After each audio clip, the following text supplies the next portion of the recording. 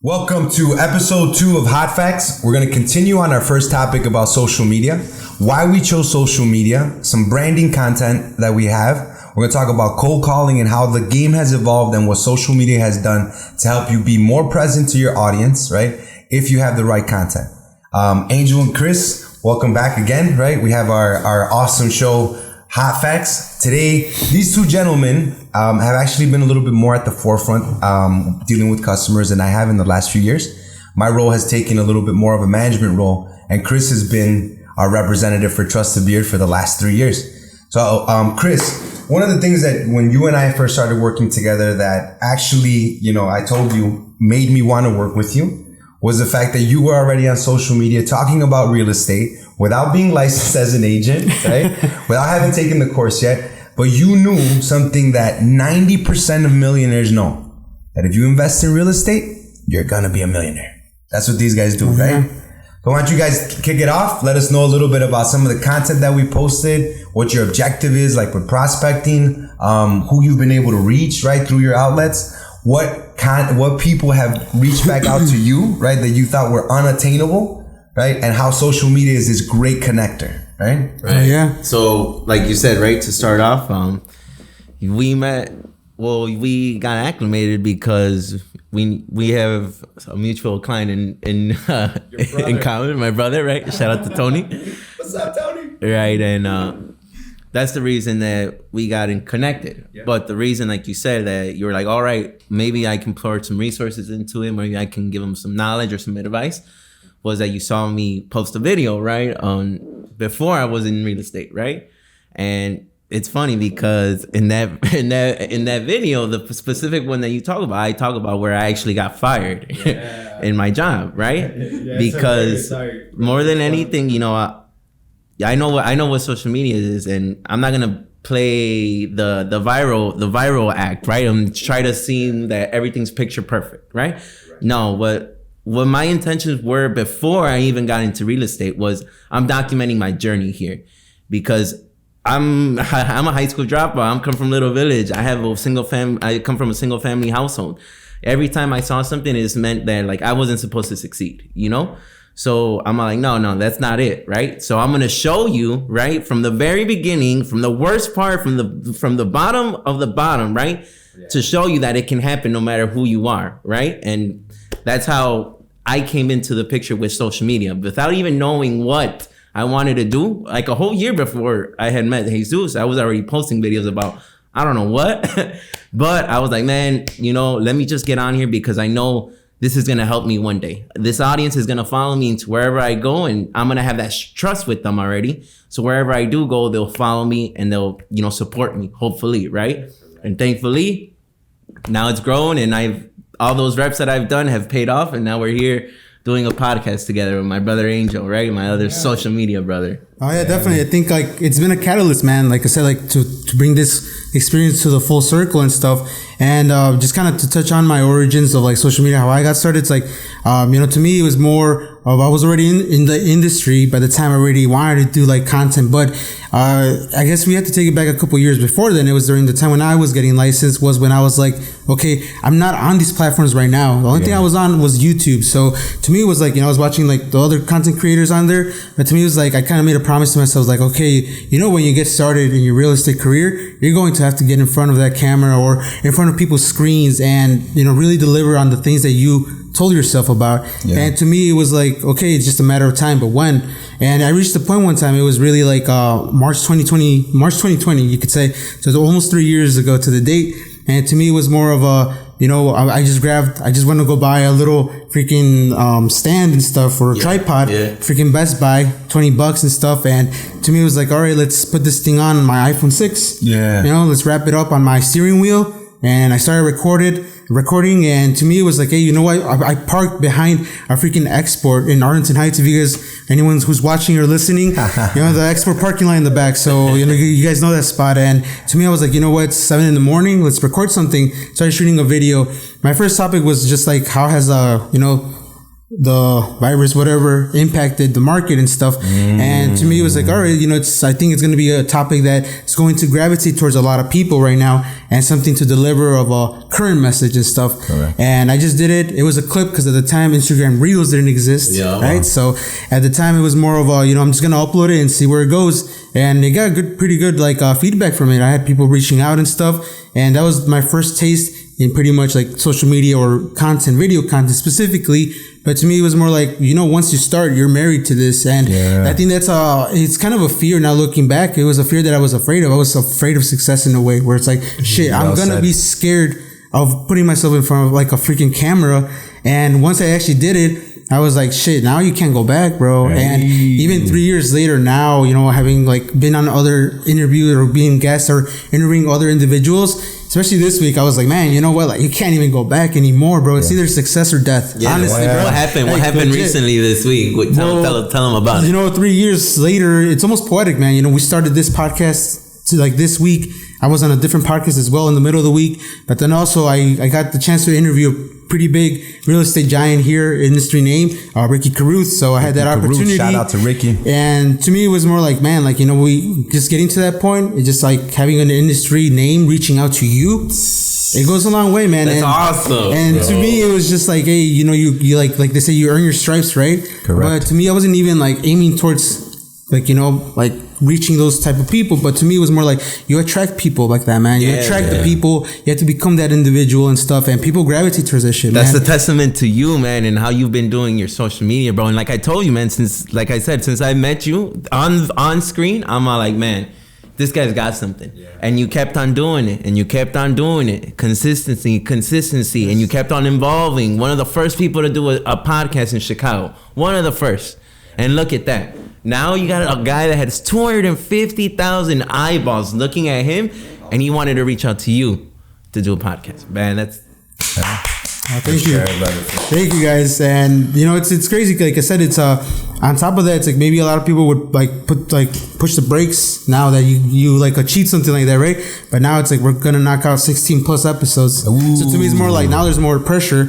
Not pressure in a way where it's like now I have to push myself even more. Yeah. Because at the end of the day, I always tell myself, and the beautiful part about the social media game is it's a self-development game. Yeah. A lot of people don't really like touch on that stuff, but you know, throughout the past 3 years or 36 months, you could say I've been able to just improve my speech as well. Been able to hold a conversation. I couldn't hold a conversation for shit. Like the past, maybe, you know, how do you say, like maybe at first when I didn't take my speech therapy and stuff, right? And I would stutter and stuff. I still stutter to this day, and it's an evolving thing. But at the end of the day, to me, it was like I couldn't hold a conversation. So it's like maybe a minute conversation with maybe a couple or a client or something, right? It's like freaking stutter. So what the fuck? But then it's just you learn of like breathing techniques, articulation, how you want to actually like word out your words and stuff, but also pace. So wait. You're telling me that you went somewhere to learn how to do that? Yes, I hired a speech therapist. I think it's called SPL or SLP. I mean,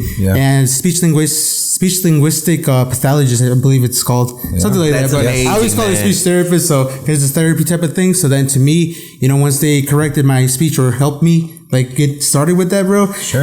You know, to me it was more of a, you know, it's a process. To me it was like, at the time it was like $900, right? And I was like, dude, if you don't invest these $900 right now, this is gonna cost you. This is gonna be either the result or like the cause of why you're not gonna be able to make thousands down the line in the coming years. So you have to do this now. Wow. And to me it was like, yo, I'm gonna do it. And bro, it's the first time anyone in my family has ever done that. Even in like the workplace too. You, like, brother. what the fuck? Good like, yo, what is that? What is that? And to me it's like, bro, I'm looking this shit up because I actually wanna like grow. Wow, man. Yeah, man, that's crazy because like, you know, you having a speech impediment or whatever was with your problem with your speech, you took it upon yourself to fix it, and then because you wanted to be on social, and you, like you said, you still stutter or something, right? But that doesn't matter anymore, right?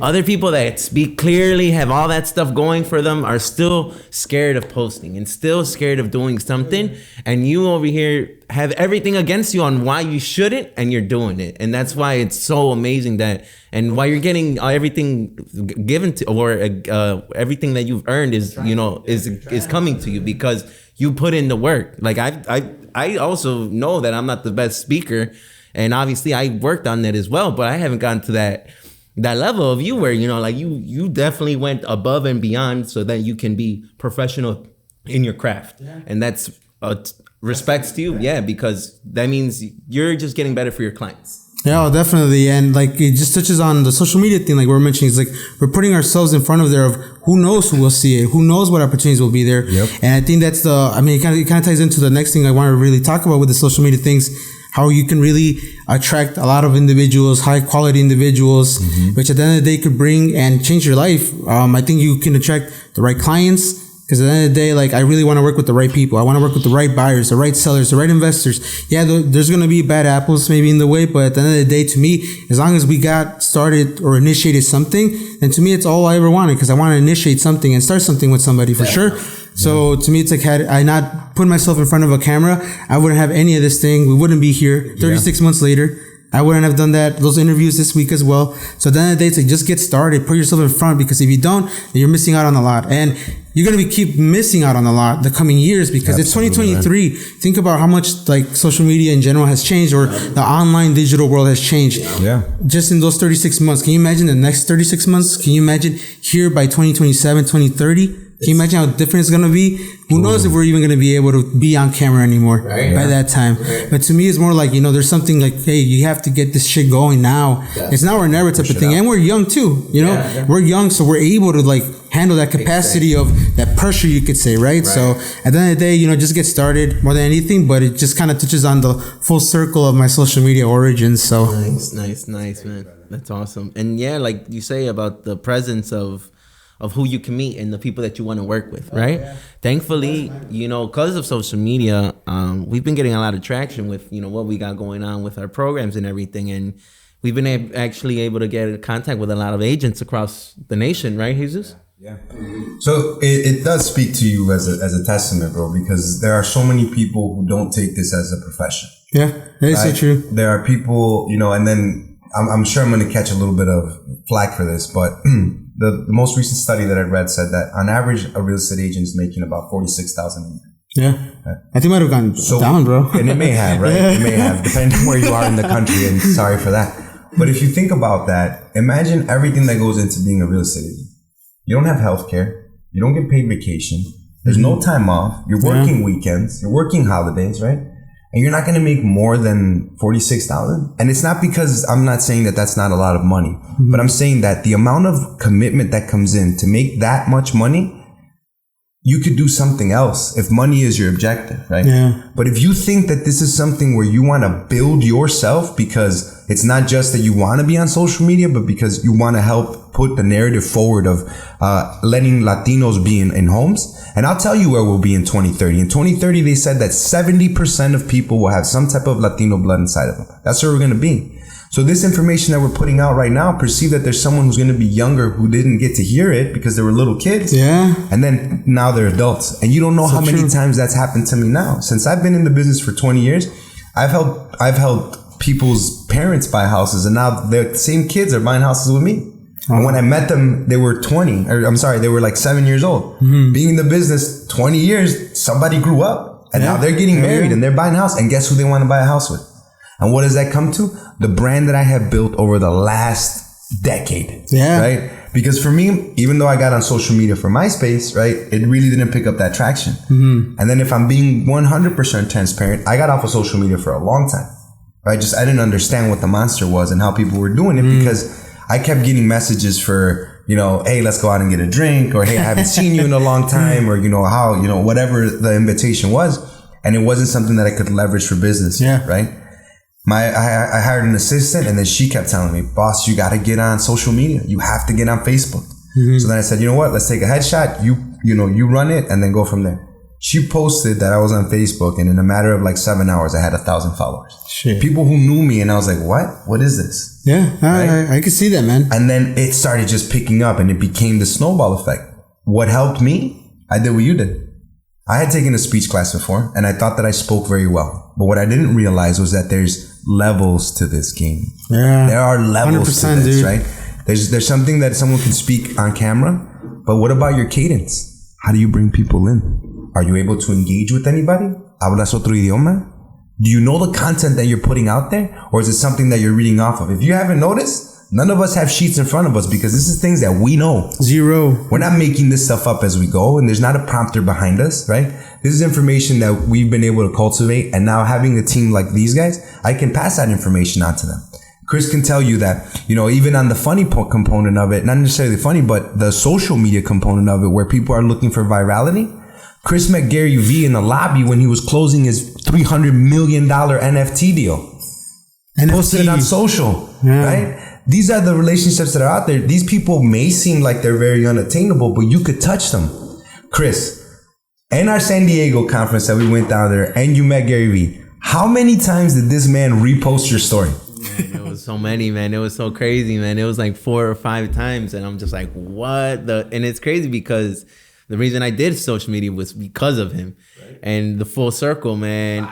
Right. I go back and I think, I'm like, man, when I was able to see him, I was all on my own. I was with Jesus and he told me to head on first without him. I'm like, all right, let's see what we encounter. And I couldn't believe it that I met the guy that made me want to do what I'm doing.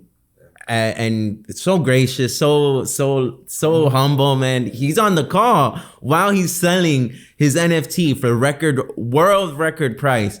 And he still was able to give me a picture. I'm just like, man, that's amazing. And it just more than anything cemented, you know, my conviction for what I was doing. I'm like, I'm on the right path because it wouldn't have been like this if it wasn't, because I was the only one that saw him. I was the only one that got a picture before he started to talk. So I'm like, nah, this is a sign that I'm on the right path. What year was this again? This was 2021. 21, yeah. 21. Wow. Dude, it was like during the heart of like things opening up and stuff too, right? So that really pays off. Those things again, right? Like, look, what I tell people about social media is that you got to be careful because there's this culture out there of like fake it till you make it. Right. Right. Yeah. And that's unfortunate because you never make it. right? You're supposed to fake it until you become it.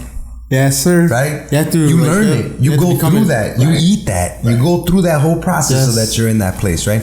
So then for Chris to meet this person, right? And then this was the first national conference that he had ever been to, right? And the reason that he got there was because the month before he had outproduced everybody. So what do we do as a team? You recognize the people that are putting in the work, right? Yeah. And collectively as a team, we voted, and Chris got to come with me to this first national conference. On his first national conference, he meets Gary Vee, takes a photo with him on a historic NFT deal for like $300-something million. And this man is so calm about it, he tells Chris. First he hears Chris do his Chris. Right? Dude. What's wrong with you? And he's just like, you know? But then tells him, look, man, I can't do a video. I'm on the phone, but you want to take a picture? And then throws up the fire. That's the thing. I'm in a meeting because I couldn't go with Chris as he mentioned. I told him, you go up ahead, you know, get a space for us for where Gary's going to speak. And I'll catch up with you after I finish this meeting. When I look at my social media account, right, not to see where Chris is, right, not to call Chris on the phone to be like, hey, where are you? But I see he posted a story, so I'm going to know where he is. And the first picture I see is my boy with the 5 up, Gary Vee on the phone. I was like, what? Hell yeah, dude. Like, this just happened. This is reality, right? Yeah, that's a good one, man. And then think about it like this, right? For us, we look at Gary Vee because he's gotten to a certain level. And it's because of the consistency that man has, the discipline that he has, right? What you don't realize is you have that same impact on the people that are around you. You have no idea how many people we've talked to that said, I found you on TikTok. I follow you on Instagram, right? That's so true. I didn't think that, you know, whatever. And it's that same level that we're on. Obviously, he's on a bigger scale. We're not trying to compare ourselves to Gary, right? But in the sense that you can be that voice for your community, right? You can be that voice for the people who don't understand this process, right? Yeah. And then that's where the brand really takes off. 1,000%. Because you're not faking it till Just you make seeking it. off, man. That's You made it already, yeah. right? You're this person, right? Why I pushed my team to use social media, and I even did social media calendars for them, is because I know something. The more reps you get, the stronger you get. Yeah. So even in that moment that maybe Chris hadn't closed an FHA 203K loan, but I gave him the guidelines of what the program was, I needed him to get comfortable with the vernacular that comes into that. Yes. I needed people to understand that we have the capacity to do this type of loan. And not just for people who speak Spanish, people speaking, anyone who wants to purchase a property, right? And that's where this brand part starts to come out, right? Where like, what's the brand? People think that my brand is my beard, right? Because that's the name of my company, Trust the Beard, right? The reason that I have the brand is because of the consistency in my business. Yeah. Me being around for 20 years is an accident. me helping hundreds of families get into their homes, right, is not an accident. We learned how to do this, right? And then the brand that came behind it was ask people, who's the guy to call if you have a problem with a loan? I'll clean it up, man. I know how to do this business. There's nothing in it that scares us now, right? But that's where I think with most people, they get distracted by what their brand is. Your brand isn't the clothes that you wear, the name brand shit that you have on. Your brand is your discipline as a professional to bring education to your clients. And if you're out of that space, look at the career that you're in, and maybe you need to do something different. You know? So true. And it even ties into like your branding. Like when you specifically speak about brand, I'm like, dude, you've been in it for 20 years, right? Yeah. I knew who you were without even meeting you before. And even you weren't even in Chicago. Right. So to me, it's like, fuck, like I know Jesus Neri, and I've never met him before. He's not even in my perimeter. Yeah. Right? Like, like he's not even close by here in my proximity. But to me, it just shows the power of branding and stuff, and the continuous reps. If you're consistent and stuff, how you can build it and stuff and reach not even like local level or state level or now national even levels. So to me, that's just a testament as well. It's like shit. Like I kind of see like a future version. I was like, damn, like this guy's just like something I want to be in later on down the line. So to me, it's just more of you have to align yourself with what really attracts you and stuff, and people who are like in the same purpose and vision and stuff. So to me, it's like I feel like you guys just really match that, and it's just a matter of time, man. To me, we're gonna keep conquering more, man. And it didn't hurt that you had a beard, right? It didn't hurt that you had a beard, just like right? the cherry on top, right? Like I honestly, that like, doesn't mean you guys have to have a beard to work with us. Don't worry, you don't have to put on a beard or grow one out if you don't have one. Don't worry. Shout out to compa Jose. Oh, but man, just I even envisioned like us, like when we first met and stuff. You guys give me the hat, right? Yeah. I envisioned a shirt, but we got the hat. I'm playing. No. But like really, I really did envision like you guys, like us like working together, bro. Like straight up. And to me, that's why it was like it felt like poetic. And I even showed you like before we got recording to this episode, showed you a list of people I wanted to work with. Yeah. October 27, 2022. Wrote this a couple months ago, but then I'm like, list of people, and I had you right there too. It's not bullshit, So to me, it's always just being transparent, and then once you actually meet the people in person, it's like it's even more transparency on top. So right. And then like not to interrupt, but then you look at everything that then your brand can become. Right? Because it's not just that. Now you understand the components behind our brand, right? Like for our brand, it's creation, collaboration, and contribution. Yes.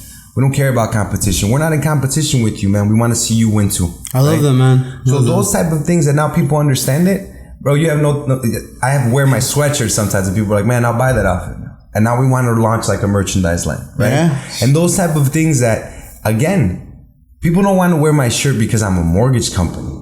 Mm-hmm. People don't want to wear my shirt because it's because of the trust that's behind it, right? Yes. There's a consistency behind that brand. Consistent years of work, man. Right? It's real. You could touch it. Yep. And it's so real that, I started this brand because one of my aunts passed away from cancer. And that was a difficult thing. And I wanted to find a way to honor that person because she was such a loving person to me. Right? And she gave me some of the best advice that if I wish I would have listened to when I was young, my career would have been in a different place. My life would have been in a different place. And what she told me was, don't worry about anybody else. Be you. Solid advice that you can take right now. And if I would have listened to that, I wouldn't have gone down the path of what I thought somebody else was doing that was better than me. I wouldn't have compared myself to what somebody else was driving. I wouldn't have wanted more things, but I would have been in a space where I was for me, right? Yeah, I agree. When my aunt passed away, unfortunately, rest in peace, Aunt Maria, an organization approached me called Edmund's Angels, and they used to do a thing for breast cancer specifically, right? And what you do is you don't have a beard, and then every day you take a photo. And this is before like social media was a thing of that, right? And these people would do a carousel, and what you do is it shows your beard as you grew up throughout this 90-day period. And then people get a chance to donate money to it. If they, think your beard's cool, or if your beard grew out. I saw guys putting a little thing on their stuff and whatnot. But that's what this brand started, that it was something that was based in the root of me wanting to honor someone who loved me, right? And now we have this opportunity to continue to push the brand forward, right? And then for you guys, how you guys want to do your brand and how you guys want to grow, look at the models that are in front of you, right? And see the ones that are consistent. Because the thing that was important for me was I could care less what people thought about it, but it was to honor someone who was an amazing person to me, And then when we talk about full circle, last year my mom got diagnosed with breast cancer, right? So then the brand again like revitalizes, and it's something that we want to put more effort into, cancer awareness, right? And this is independent from the real estate side. But what I know is that mortgage is the vessel that I picked to get to where I wanted to go to, and I'm using it, right? I'm using this all the way through, and I understand that this is an opportunity for more people to use this vessel to get to other places, that it's not just about owning a home, right? So true. That's how we do it, guys. That's how we do it. Angel, why don't you hit us with the hot facts of this episode, and Chris, wrap us up. The hot facts of this specific episode, we talked about branding, just the power of it and the consistent repetition of it. Yeah. And how if you're consistent throughout the years, even like I said, it's not going to be overnight thing. So don't expect that. Straightforward. To me, like I said, anyone who's listening, who's a younger generation for sure. Yeah. Hopefully this served as a good message, hearing it from people we might be from the same age group or something. But at the end of the day, to me, finding people like you mentioned as well that really attract you, or sort of you attract yourself to them in a way, where their message attracts you, or their purpose and something of their vision aligns with what you're looking in life. Then to me, it's more like you have to be around those people. So the hot fact of it is the power of branding. Maybe start your own brand as well. Just get out there for sure. And to me, it's more like, just get to it, because at the end of the day, it pays off. So. Right. Brother Chris, what do we got lined up for the next episode? So guys, stay tuned for the next episode where we're going to be talking about social media, but for lead generation. You don't want to miss out. See you then.